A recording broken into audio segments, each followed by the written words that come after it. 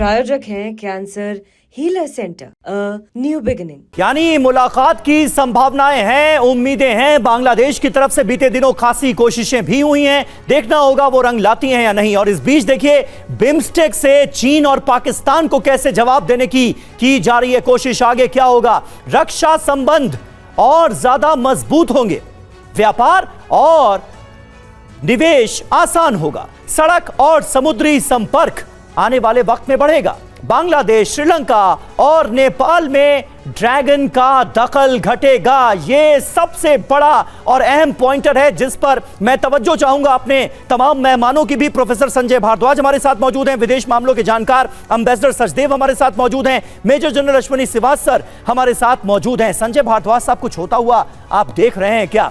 बांग्लादेश जिस तरह से चीन के नजदीक जाता हुआ नजर आ रहा है, इससे जुड़ी कई खबरों पर हमने बीते दिनों चर्चा की है, लेकिन भारत से प्रधानमंत्री नरेंद्र मोदी से मुलाकात की जो कोशिशें बांग्लादेश की तरफ से की गई, क्या वो रंग लाती हुई दिखती हैं? अगर दोनों नेता मिलते हैं तो बर्फ पिघल सकती है।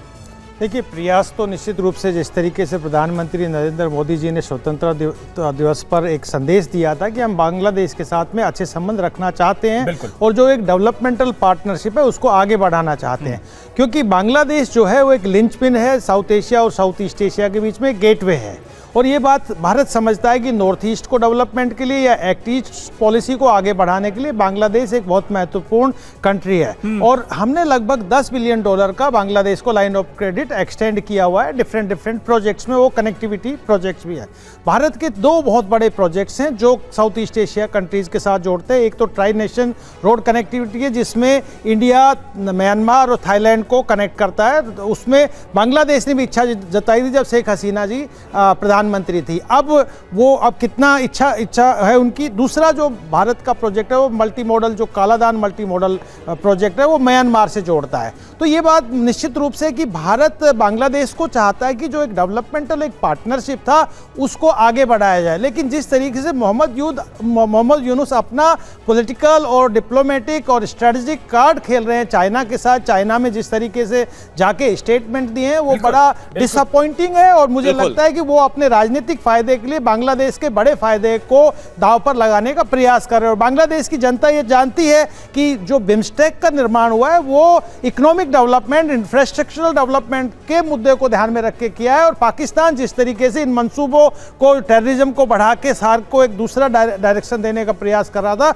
उसको डाइल्यूट करके भारत और बांग्लादेश और इन देशों ने, इनिशियली बांग्लादेश और भारत और म्यांमार और थाईलैंड ही कंट्री थे, बाद में नेपाल और भूटान जुड़े हैं। तो आप ये बात मान के चलिए कि एक बहुत अच्छी अंडरस्टैंडिंग थी बिम्स्टेक के माध्यम से भारत को और बांग्लादेश को साउथ ईस्ट एशियन कंट्रीज के साथ कनेक्ट होने की। बिल्कुल। लेकिन एक बात जो सबसे बड़ी बात है कि मुझे लगता है कि मोहम्मद यूनुस को ये कट्टरता का रास्ता छोड़ना पड़ेगा, पाकिस्तान का रास्ता छोड़ना पड़ेगा और चाइना को जिस तरीके से बैलेंस। बिल्कुल संजय भारद्वाज सर, जो बीते साल 2024 में अगस्त में हुआ और जिस तरह से वहां से सत्ता से हटाया गया शेख हसीना को, इसके बाद से हालात बहुत बदले। आप देखना है कि क्या होने वाला है।